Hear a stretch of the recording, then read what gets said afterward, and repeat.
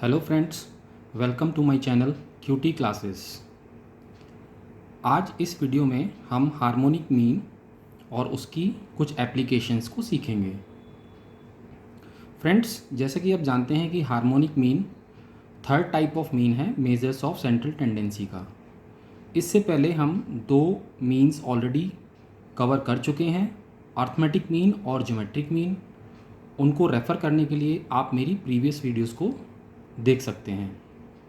तो फ्रेंड्स, चलिए आज हम हार्मोनिक मीन के बारे में जानते हैं। तो सबसे पहले हम डिस्कस करते हैं कि इसका यूज़ क्या है, किन सिचुएशंस में हम हार्मोनिक मीन को यूज़ करते हैं। फ्रेंड्स देखिए, यहाँ पर मैंने लिखा हुआ है harmonic mean is used to average the rates. अब देखिए रेट क्या होता है। Rate is called the measurement of any quantity per unit of time. जैसे फॉर एग्ज़ाम्पल हम स्पीड की बात करते हैं, तो स्पीड की जो यूनिट होती है वो जनरली किलोमीटर पर आवर में गिवन होती है। तो यदि हम किसी भी क्वांटिटी को मेज़र करते हैं पर यूनिट ऑफ टाइम में, तो उसको हम रेट कहते हैं। Let us understand this with examples. देखिए, यदि आपको स्पीड का एवरेज आउट करना है तो ये हार्मोनिक मीन का केस बनेगा। सेकंड एग्जांपल हम समझ सकते हैं कि यदि आपके पास डेटा है जो कि प्राइस मल्टीपल्स का है और उसका आपको एवरेज करना है, तो इस केस में भी आप हार्मोनिक मीन को फाइंड आउट करेंगे। फ्रेंड्स, प्राइस मल्टीपल का एक एग्जांपल है प्राइस टू अर्निंग रेशियो। तो चलिए हम इसकी डेफिनेशन देख लेते हैं हार्मोनिक मीन की। Harmonic mean is defined as the ratio of the total number of observations and the sum of the reciprocals of the data set. Right friends, देखिए इसको फॉर्मूले की टर्म्स में हम किस तरह से लिखेंगे। That is harmonic mean is equal to total number of observation should be divided with the summation of the reciprocals of the observations. Right friends, let us say you are having n observations. I ranges from 1 to n. इसको हम एक और दूसरे तरीके से भी लिख सकते हैं। इसको एक्सपेंड करके इस समीशन को देखिए कैसे लिखेंगे। n is upon 1/x1 plus 1/x2 plus 1/x3 and so on up to 1/xn। So friends, इस फॉर्मूले को हम यूज़ कर सकते हैं हार्मोनिक मीन को फाइंड आउट करने के लिए if you are given n observations, और इस फॉर्मूले को हम यूज़ करेंगे इंडिविजुअल सीरीज़ के लिए।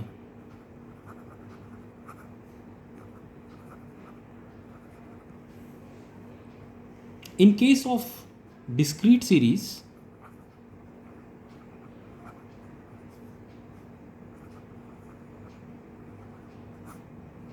हार्मोनिक मीन का जो फॉर्मूला है वो हो जाएगा harmonic mean is equal to n upon sigma f upon x। Friends, आप जानते हैं कि डिस्क्रीट सीरीज़ में आपको ऑब्जर्वेशंस के साथ साथ फ्रीक्वेंसी की वैल्यूज़ भी गिवन होती है, तो इसमें यहाँ पर फ्रीक्वेंसी आ जाएगी और ये जो n है ये रिप्लेस हो जाएगा सिग्मा f से। तो इस फॉर्मूले को यूज़ करके आप डिस्क्रीट सीरीज़ का हार्मोनिक मीन फाइंड आउट कर सकते हैं।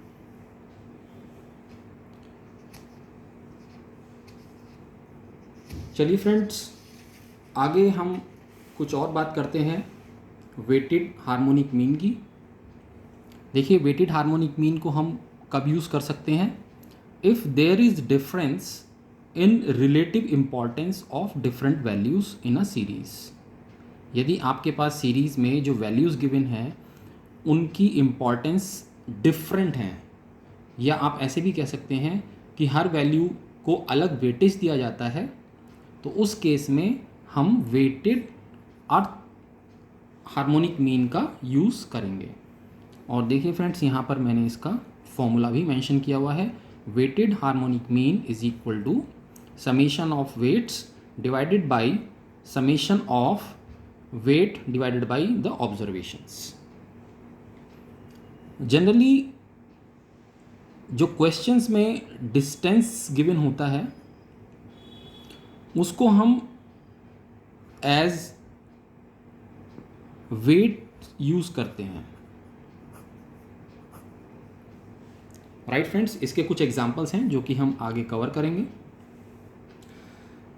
तो अब हम देखते हैं हार्मोनिक मीन की कुछ एप्लीकेशंस जो कि हम जानेंगे न्यूमेरिकल्स के थ्रू। सो इसमें हम दो के तरह के केस को डिस्कस करेंगे। देखिए, जो फर्स्ट केस है, when only speed rates are known, आपको केवल स्पीड रेट्स मालूम है, यानी कि स्पीड गिवन है आपको, लेकिन जो डिस्टेंस है corresponding to these speed rates they are not given to you.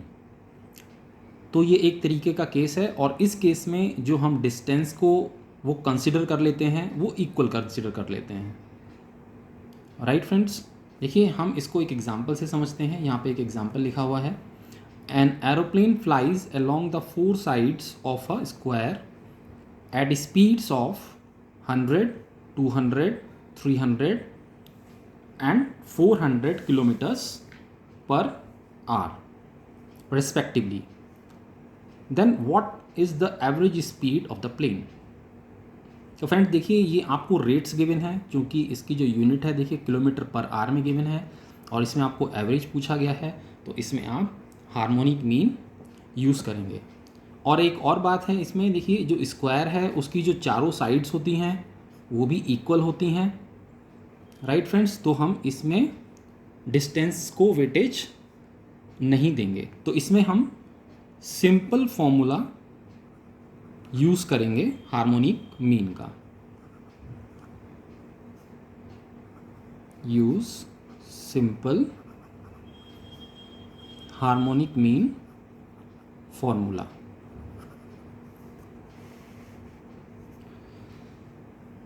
That is harmonic mean is equal to n upon how many observations you have in this question? 4 observation, 1 2 3 4, so 1 by x1 plus 1 by x2 plus 1 by x3 plus 1 by x4. So here into this question your x1 is equal to 100, x2 is equal to 200, x3 is equal to 300 and x4 is equal to 400. Now you have to put these four values into this formula and in place of n you will use 4, क्योंकि आपके पास 4 observations हैं। Then hm is equal to 4 upon 1 by 100 plus 1 by 200 plus 1 by 300 plus 1 by 400। और जब आप इसको solve करेंगे, देखिए ये आ जाएगा। इसको सॉल्व करने के बाद it can be written as 4 into 1200 divided by 25, और जब आप इसको और सिंप्लीफाई करेंगे then you will get 192 kilometre per hour. Friends, ये हो जाएगा आपका answer for this particular question, right friends. चलिए एक दूसरा केस डिस्कस करते हैं। व्हेन डिस्टेंस और time travelled is different for different speed rates. Friends, इससे पहले देखिए हमने जो केस डिस्कस किया है उसमें हमने डिस्टेंस को इक्वल कंसीडर कर लिया था, या फिर आपको डिस्टेंस उसमें गिवन नहीं था। लेकिन इस पर्टिकुलर केस में आपको डिफरेंट स्पीड रेट्स के लिए डिफरेंट डिस्टेंसेस भी गिवन होते हैं, या यदि आपको टाइम गिवन है तो आप उससे डिस्टेंस को कैलकुलेट भी कर सकते हैं। तो देखिए इस केस को समझने के लिए हमारे पास यहाँ पर एक और एग्जाम्पल है। A railway train runs for 30 minutes at a speed of 40 kilometre per hour and then because of repair of track runs for 10 minutes at a speed of 8 km per hour, after which it resumes the previous speed and runs for 20 minutes except for a period of 2 minutes when it had to run over a bridge at a speed of 30 km per hour. What will be the average speed of the train? तो friends आप इसमें देख रहे हैं कि इसमें आपको जो ट्रेन है वो डिफरेंट स्पीड के साथ रन कर रही है और उसमें आपको टाइम भी मेंशन है। तो देखिए हम एक काम करते हैं पहले कि इसमें जो डिफरेंट टाइम गिवन है आपको उनकी हेल्प से हम डिस्टेंस को कैलकुलेट कर लेते हैं। तो फ्रेंड्स जैसे कि आप जानते हैं कि जो डिस्टेंस का जो फॉर्मूला है वो क्या होता है, distance can be calculated as speed into time. इस फॉर्मूले की हेल्प से आप डिस्टेंस को कैलकुलेट कर सकते हैं।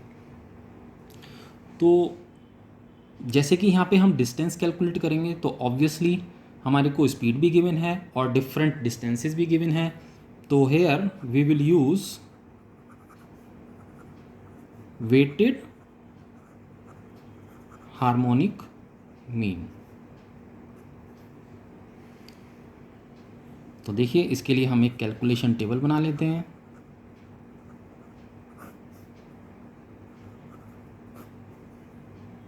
इसमें सबसे पहले हम स्पीड का कॉलम बनाएंगे जिसको हम एक्स से शो करेंगे।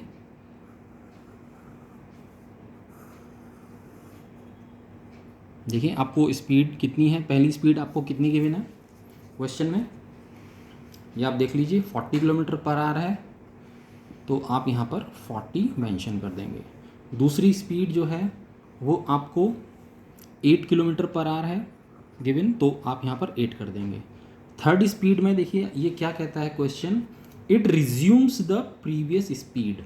तो रिज्यूम करने के लिए यानी कि जो उसकी सबसे पहले स्पीड थी वो वापस उसको रिज्यूम कर लेता है थर्ड स्टेज में, और लास्ट स्टेज में वो 30 किलोमीटर पर आवर की स्पीड से ट्रेन चलती है तो यहाँ पर हम लिख देंगे 30। तो इस तरह से इस पूरे क्वेश्चन में 4 स्पीड आपको गिवन है जिससे ट्रेन रन करती है। तो यहाँ पर सेकंड कॉलम में हम देखिए डिस्टेंस का कॉलम बना लेते हैं और डिस्टेंस को हम एज वेट्स यूज़ करेंगे। फॉर्मूला मैं आपको ऑलरेडी बता चुका हूँ कि डिस्टेंस को कैलकुलेट करने के लिए स्पीड इनटू टाइम आपको करना है। टाइम आपको गिवन है, स्पीड आपको गिवन है, तो आपको यहाँ पर उसको सॉल्व करके लिखना है। अब देखिए पहला मैं आपको करके बताता हूँ कि स्पीड आपकी 40 किलोमीटर पर आवर है तो यहाँ पर हमने लिख लिया 40 kilometre per hour, distance is equal to right, ये आपकी स्पीड हो गई। और स्पीड को हम टाइम कितना है 30 मिनट्स गिवन है आपको। देखिए फर्स्ट ट्रायल में 30 मिनट्स ट्रेन चलती है eight a speed of 40 kilometre per our, तो हम इसको 30 से मल्टीप्लाई कर देंगे, बट चूंकि 30 मिनट्स में है तो हम इसको 60 से डिवाइड कर कर आर में कन्वर्ट कर लेंगे।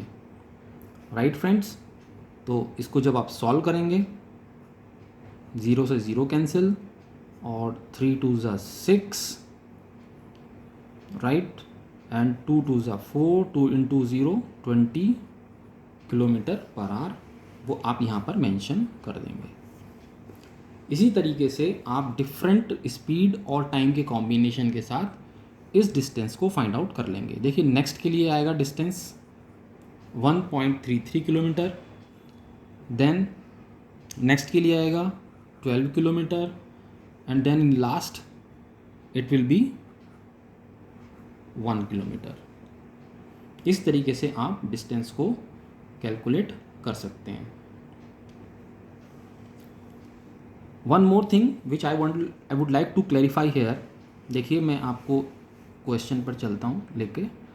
देखिए सेकंड ट्रायल के बाद, सेकंड स्टेज के बाद जब थर्ड स्टेज में वो अपनी प्रीवियस स्पीड को रिज्यूम करता है तो उस समय स्पीड हो जाती है 40 राइट। लेकिन ये चलता है 20 मिनट्स के लिए, लेकिन इस 20 मिनट्स में वो 2 मिनट भी इंक्लूड है, ठीक है। और इस 2 मिनट के लिए वो 30 किलोमीटर चलता है। तो 20 में से आपको 2 को माइनस करना होगा, यानी कि 40 किलोमीटर पर आवर की स्पीड से वो केवल 18 मिनट्स चला। और 18 मिनट्स और 40 किलोमीटर पर आवर की हेल्प से ही आपको इस डिस्टेंस को कैलकुलेट करना है, जो कि आएगा 12 किलोमीटर।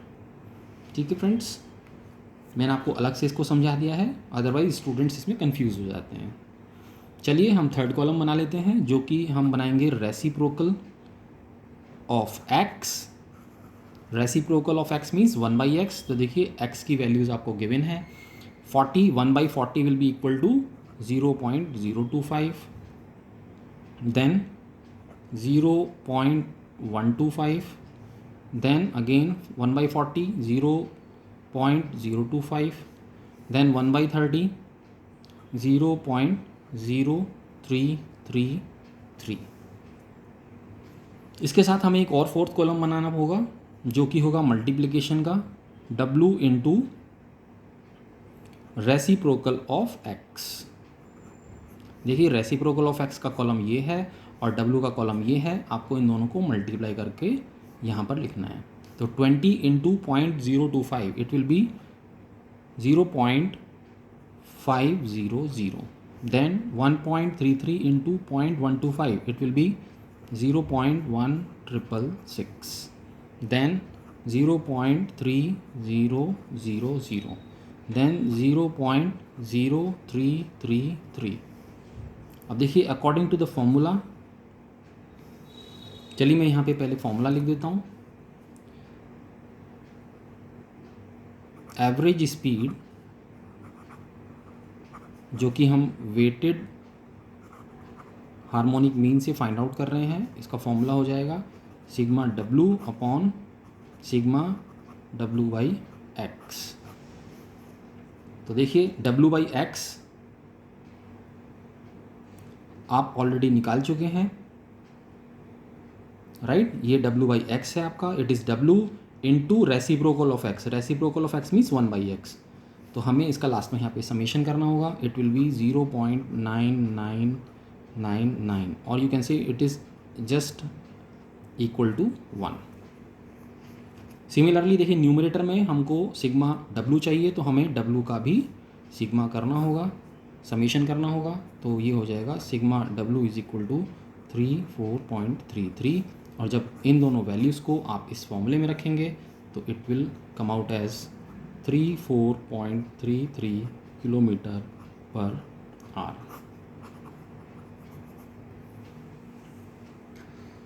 फ्रेंड्स, ये सेकंड केस का फर्स्ट एग्जांपल है। एक और एग्जांपल है हमारे पास, उसको भी हम समझ लेते हैं, जिससे कि आपको कॉन्सेप्ट की और क्लैरिटी आ जाए। तो देखिए एक और एग्जांपल है हमारे पास। Let us take two firms, one has a market capitalisation of ₹100 billion and earnings of ₹4 billion, then its PE will be 25, क्योंकि जब आप 100 को 4 से डिवाइड करेंगे you will get 25। And one with a market cap of ₹1 billion and earnings of ₹4 million, then its PE will be 250। क्योंकि देखिए यहाँ पर बिलियन है तो, और यहाँ पर मिलियन है, तो आपको 1 बिलियन को कन्वर्ट करना होगा मिलियन में, so it will B 1000 million, और जब आप 1000 मिलियन को 4 से डिवाइड करेंगे तो it will be 250, right. So in an index made of 2 stocks, आपके पास 2 स्टॉक्स हैं, with 20% invested in first and 80% invested in the second, what is the average PE ratio of the index. तो यहाँ पर देखिए आपको जो ये 20% गिवन है और 80% गिवन है, हम इन दोनों को एज वेट यूज़ करेंगे। तो आपका जो एवरेज PE है देखिए क्या आ जाएगा, इसको भी हम वेटेड हार्मोनिक मीन से ही यूज़ करेंगे। तो average PE will be equal to 0.2 plus 0.8, क्योंकि जो 20% है ये 0.2 हो जाएगा और जो 80% है वो 0.8 हो जाएगा। जब हम इनको ऐड करके न्यूमरेटर में लिखेंगे, क्योंकि न्यूमरेटर में सिग्मा W आता है, तो इन दोनों को हम ऐड करके लिख देंगे। and divided by 0.2 by 25 plus 0.8 by 250. It can be written as, इसको सिंप्लीफाई कर लेंगे, ऊपर न्यूमरेटर में 1 और इसको जब आप सॉल्व करेंगे तो it will B 0.008 and 0.8 by 250 will be equal to 0.0032. Then further on simplification you will get 1 upon 0.0112 और जब आप इसको सॉल्व करेंगे then you will get 89.29. So it will be your average P ratio. So friends, I think you got the concept of harmonic mean. यदि आपको ये video अच्छी लगी हो तो इसको लाइक करें और मेरे चैनल को सब्सक्राइब करें. Thanks for watching the video.